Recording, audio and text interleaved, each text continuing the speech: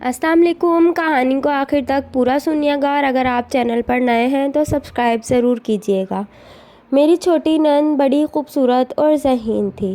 ماں کے مرنے کے بعد وہ میرے شوہر کی ذمہ داری بن گئی، کیونکہ میرا شوہر اس کا اکلوتا بھائی تھا، مگر اس نے بھائی پر بوجھ بننا پسند نہیں کیا اور میڈیکل کی تعلیم مکمل کر کے ڈاکٹر بن گئی۔ اس کی تنخواہ میرے شوہر سے بھی زیادہ تھی۔ میں چاہتی تھی کہ میری نند میرے بھائی سے شادی کر لے، مگر وہ کہاں کسی کو گھاس ڈالتی تھی۔ وہ اچھا کھاتی پیتی اور خوب فیشن کرتی تھی۔ اس کے کئی طلبگار تھے، مگر اس نے اپنے جیون ساتھی کے طور پر اپنے ہی ایک ڈاکٹر دوست کو چنا، جو کہ اس سے بھی زیادہ ہینڈسم اور قابلیت والا تھا۔ یہ دیکھ تو میں جل ہی گئی، کیونکہ میرے شوہر نے بھی بہن کے اس فیصلے پر کوئی اعتراض نہیں کیا، اور یوں دھوم دھام سے اس کا نکاح ہوا اور شادی کی تاریخ 1 مہینے کی رکھ لی، کیونکہ میری نند کے ہونے والے شوہر ایک کورس کے سلسلے میں باہر چلا گیا۔ یہ دیکھ کر میں سازش کرنے لگی کہ کسی طرح میری نند کی یہ اکڑ ختم ہو جائے۔ میری نند کا کمرہ اوپری حصے میں تھا، اس لیے ایک رات میں نے سیڑھیوں پر تیل مل دیا تاکہ میری نند کا پیر پھسلے اور اس کی ٹانگیں ٹوٹ جائے۔ پھر میں نے جیسا سوچا تھا ویسا ہی ہوا۔ صبح ناشتہ بناتے ہوئے کسی کے گرنے اور چیخنے کی آواز سن کر میں باہر نکلی، مگر سامنے کا منظر دیکھ کر تو میری روح لرز گئی، کیونکہ میری نند تو… میرا نام شبانہ ہے اور میں ایک ہاؤس وائف ہوں۔ ابھی میں نے FA مکمل ہی کیا تھا کہ میری شادی ہو گئی اور میں سسرال آ گئی۔ میرے سسرال میں زیادہ لوگ نہیں تھے۔ سسر کا بہت پہلے انتقال ہو گیا تھا، جبکہ ساس زندہ تھی، اور ایک چھوٹی نند شیزہ تھی، جو اس وقت میڈیکل کالج میں پڑھ رہی تھی، جبکہ میرا شوہر ایک دفتر میں جاب کرتا ہے۔ میرے سسر کی اچھی خاصی پینشن تھی، جو کہ میری نند کی تعلیم پر خرچ ہو جاتی تھی، جبکہ گھر میرے شوہر کی تنخواہ سے چلتا تھا۔ دراصل میری ساس اور نند اپنے مطلب سے مطلب رکھتی تھیں، اس لیے وہ مجھ سے دور ہی رہتی تھیں، جبکہ یہ بات مجھے اپنی بے عزتی لگی، کیونکہ اس بات کو میرے میکے والوں نے بھی نوٹ کیا، اور ایک دن جب میری بھابھی میرے گھر آئی ہوئی تھی تب وہ مجھ سے کہنے لگی، لگتا ہے تمہاری ساس اور نند تمہیں زیادہ لفٹ نہیں کراتی؟ کیسے وہ دونوں ماں بیٹی کھا پی کر اپنے کمرے میں چلی گئیں اور تمہیں تو جیسے نظر انداز ہی کر دیا۔ یہ بات مجھے اپنی بے عزتی لگی، اور میں نے دل میں سوچا کہ بھابھی ٹھیک کہہ رہی تھی۔ جب سے میں اس گھر میں آئی تھی، کوئی مجھ سے سیدھے منہ بات ہی نہیں کرتا تھا۔ یہ ماں بیٹی تو پڑھائی کا بہانہ کر کے اپنے کمرے میں گھسی رہتی تھی، جبکہ میں بیچاری کمرے میں بیٹھ کر بور ہو جاتی تھی۔ حالانکہ یہ دونوں میرے شوہر کے پیسوں پر پل رہی تھیں۔ پھر اس بات کا احساس ہوتے ہی میں نے دوسری بہوؤں کی طرح پرپرزے نکالنے چاہے کہ دونوں ماں بیٹیاں میرے شوہر کے پیسوں پر عیش کر رہی تھیں، مگر میری ساس نے یہ کہہ کر ہی میرے پر کاٹ دیے کہ یہ گھر اس کے نام پر تھا۔ اس لیے میری ساس نے کہا کہ اگر تمہیں اپنی شوہر کی تنخواہ کا اتنا مان تھا تو اپنے شوہر کو لے کر میکے جا بیٹھو، ہمارا اللہ مالک ہے۔ یہ سن کر میں چپ کر گئی اور دوبارہ اس موضوع کو نہیں چھیڑا، کیونکہ میرے میکے میں تو گنے چنے کمرے تھے اور ان پر میری بھابیاں قبضہ جما کر بیٹھی تھی، اس لیے میں نے چپ رہنے میں ہی عافیت جانی۔ پھر جب تک میری ساس زندہ رہی میں ان دونوں کے روکھے پھیکے رویے کو برداشت کرتی رہی۔ ویسے بھی میری نند اور ساس میرے کسی کام میں مداخلت نہیں کرتی تھیں۔ میری نند تو سارا دن گھر سے باہر ہی رہتی تھی، جبکہ میری ساس بھی کوئی جھگڑالو عورت نہیں تھی۔ وہ سارا دن عبادات میں مصروف رہتی تھی، بلکہ وہ تو اس عمر میں ہونے کے باوجود کھانا تک خود بنا لیتی تھی۔ شاید یہی وجہ تھی کہ مجھے لگتا تھا کہ میری ساس مجھے پسند نہیں کرتی تھی، کیونکہ اس نے مجھے ابھی تک کچن کے پاس بھی نہیں بھٹکنے دیا تھا۔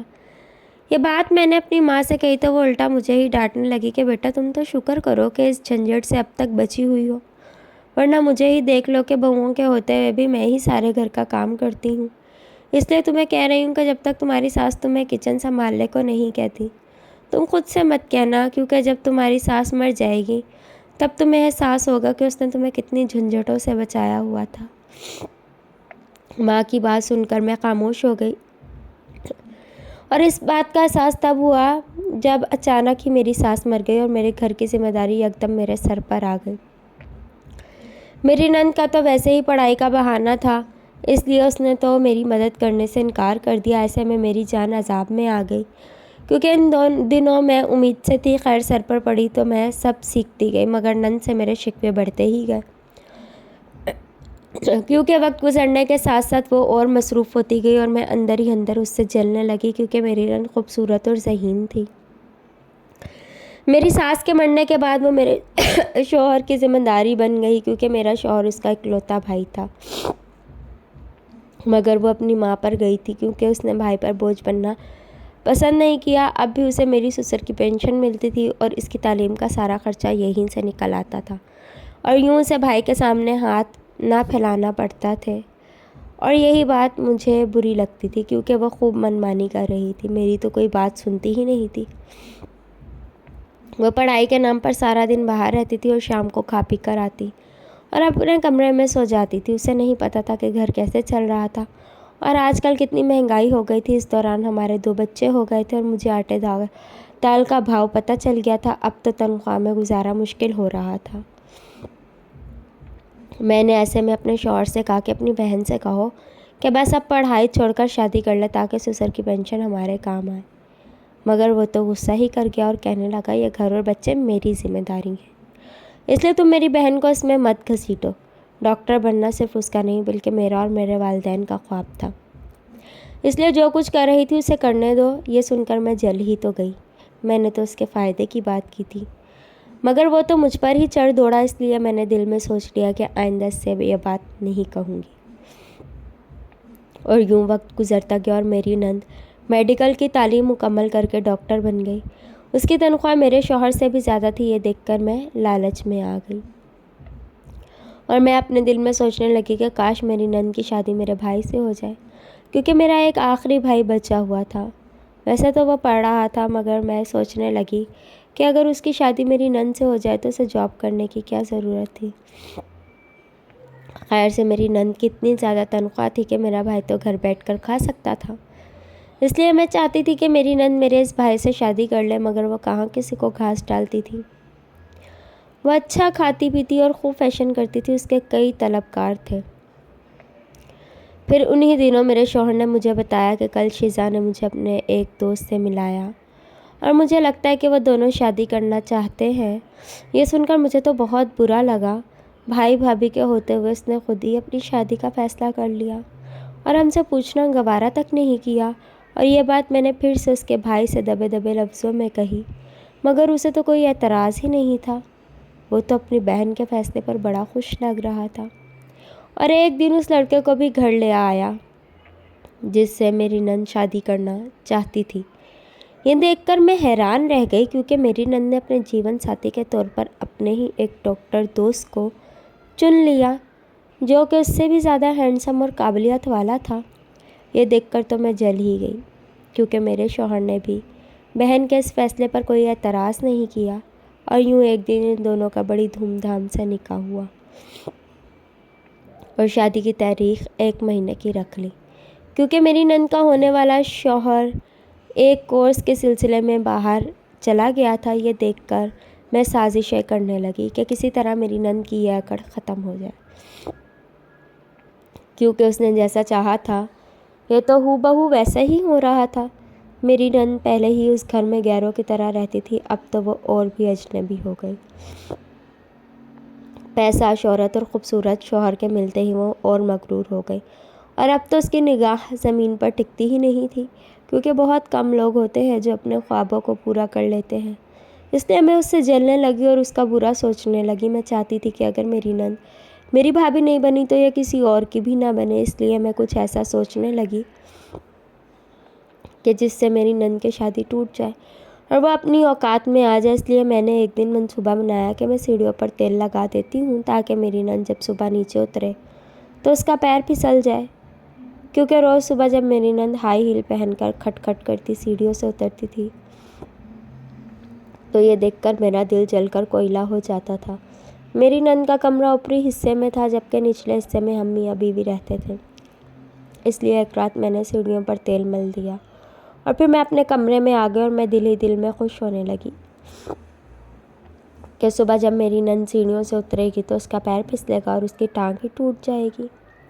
اور پھر میں نیند میں خواب دیکھنے لگی کہ جب میری نند کی ٹانگ ٹوٹ گئی تو اس کے شوہر نے اسے طلاق دے دی اور وہ بیچاری گھر بیٹھ گئی۔ پھر میں نے ترس کھا کر اپنی نند کی شادی اپنے بھائی کے ساتھ کر دی اور میں جب بھی اپنے میکے جاتی تھی اس سے اپنی خوب خدمتیں کراتی تھی، لیکن صبح جاگی تو یاد آیا کہ یہ صرف خواب تھا، مگر میں نے جو انتظام کر رکھا تھا اس سے یہ خواب جلد ہی تعبیر پانے والا تھا۔